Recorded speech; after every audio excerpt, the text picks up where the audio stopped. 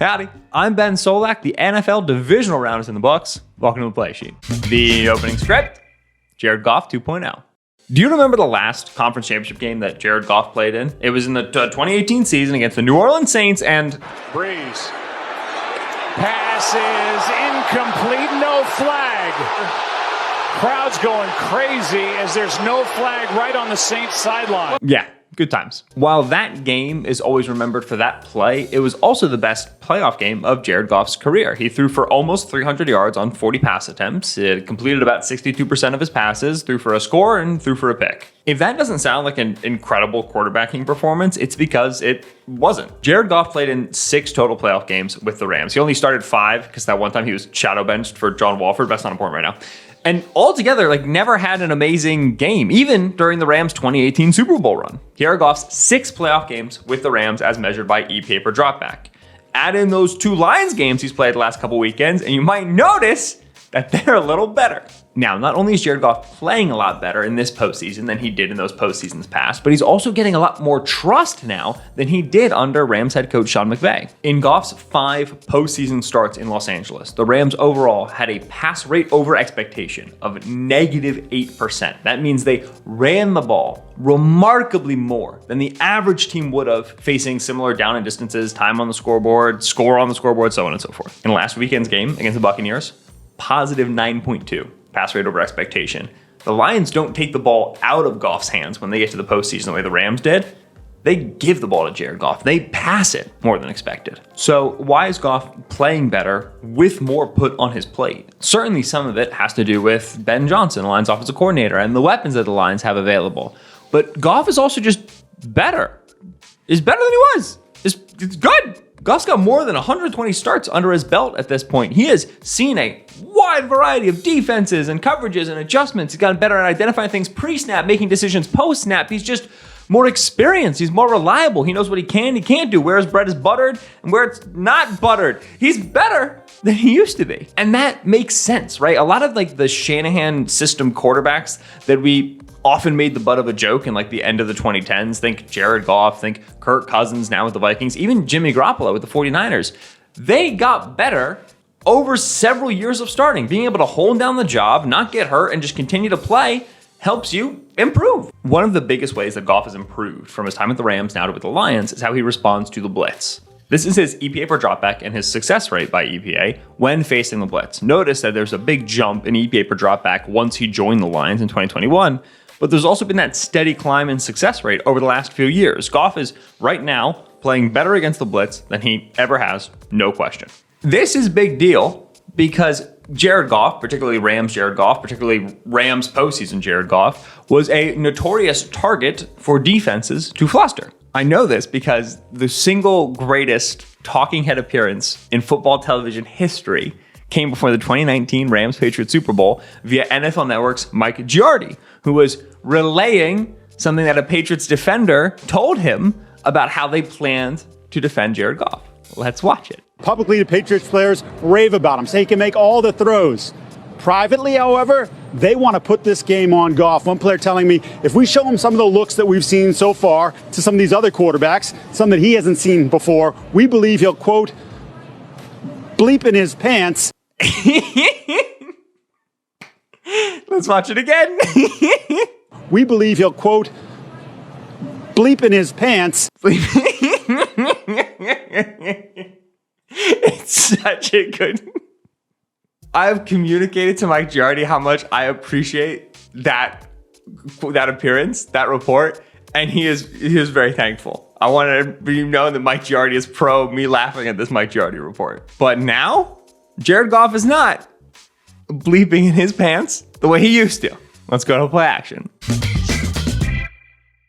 3rd and 4 here, second quarter. We cannot take a sack, all right? Because if we take a sack, we're on the 44-yard line right now. We take a sack, we're punting this football away.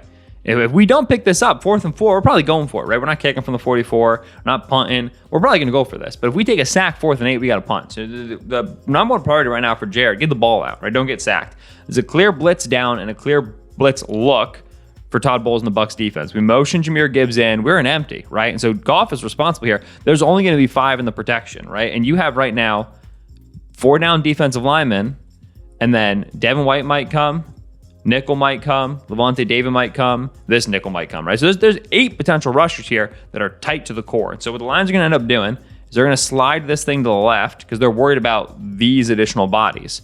Goff's got to know he's going to open to the weak side. If this player comes or this player comes, he's probably going to be hot off that player, right? That's going to be Goff's responsibility to get rid of the ball fast enough without taking the sack. Concept-wise, Jahmyr Gibbs is going to be out quick at the sticks, and then Sam Laporta is running the glance, and they love this. Jared Goff throws this route, middle of the field route, more than like any quarterback in the league. Got like a 3-man concept over here on the side, whatever. He's going to open weak side because this is where he's worried about the extra rusher, right? That's where he wants to be able to see what's going on. So when you snap this football, all right, that nickel comes. You are hot off this player. He's not getting picked up.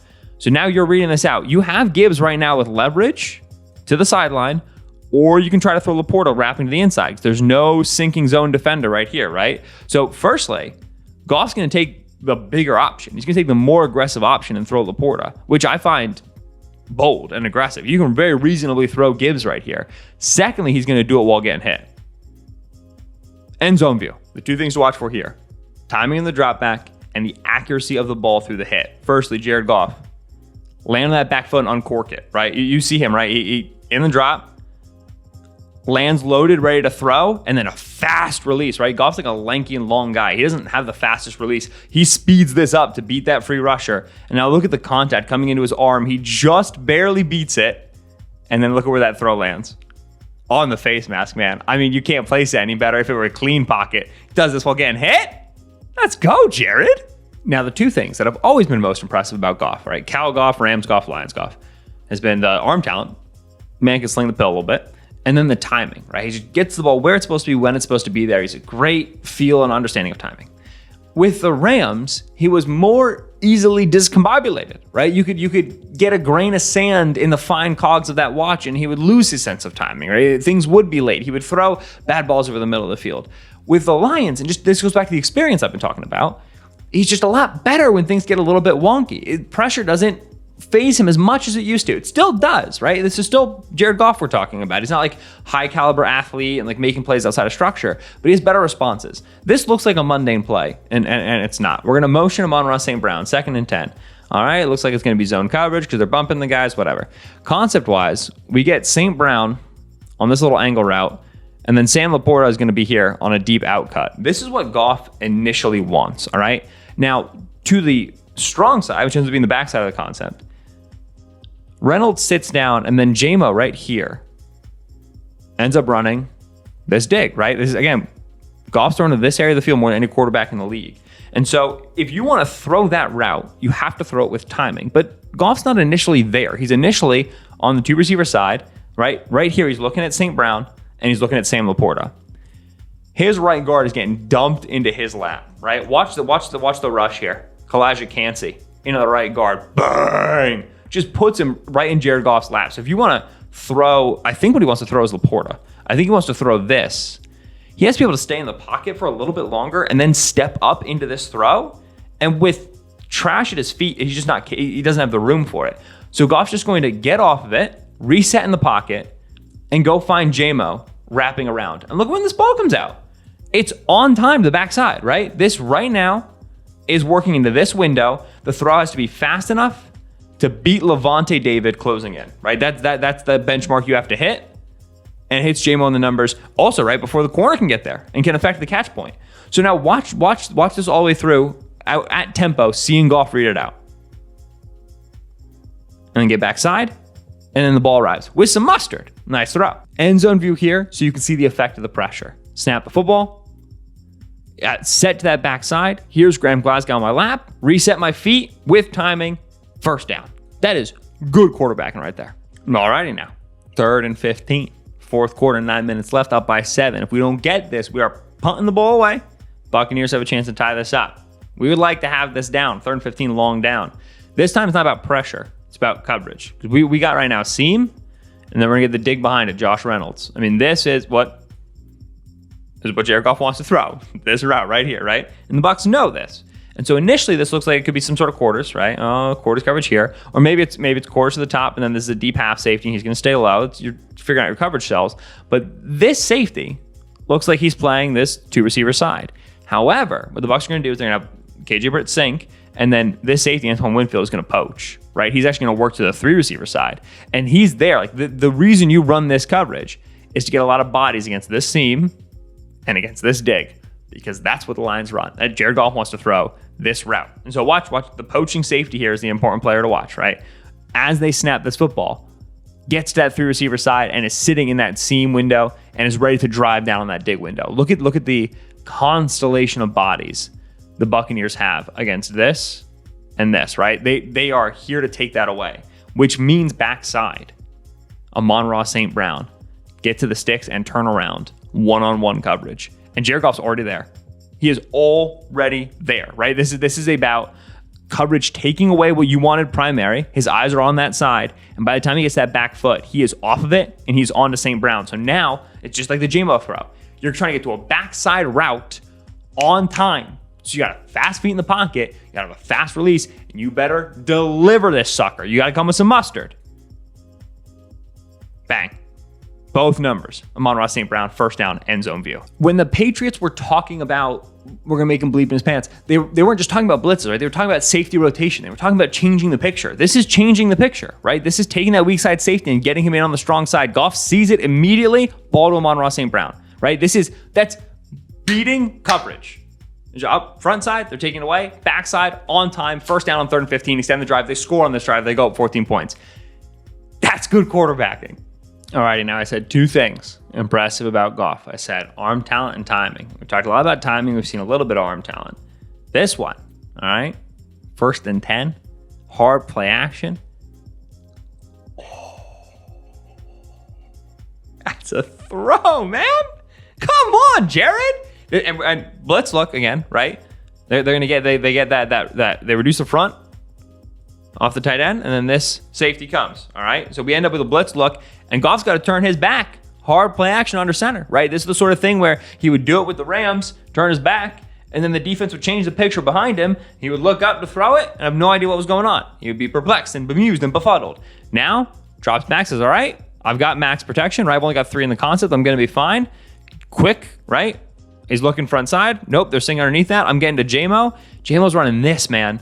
J-Mo's going to get here and then stop and break to the outside. Goff's getting ready to throw this thing. With Vita Vea bearing down, what's the throw? Whoa! That's a ball! This is the sort of thing where it's like, oh, Mahomes did this.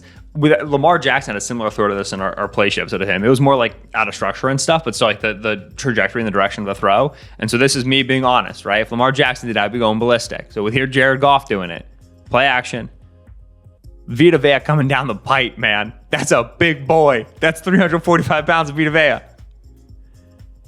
What a throw. So it's funny to watch Goff now because the book on Goff is the same, right? This is still a player you want to get out of structure because he's not a great athlete. He doesn't throw super well in the move. He's just not going to kill you with the scramble drill stuff. So that's the same. The book on him is the same, but the writing's a lot better, right? I mean, editors have been over this. It's gotten polished, right? He is just, even if he's the same player, even if the Tiger doesn't change his stripes, he is still dramatically improved. When he's with the Rams, he was good in structure, bad out of structure. Now with the Lions, he's still good in structure, bad out of structure, but the in structure stuff is way better. It's way more responsive, and the bad out of structure stuff isn't even as bad as it used to be. Is that like enough to get the Lions over the Niners into the Super Bowl?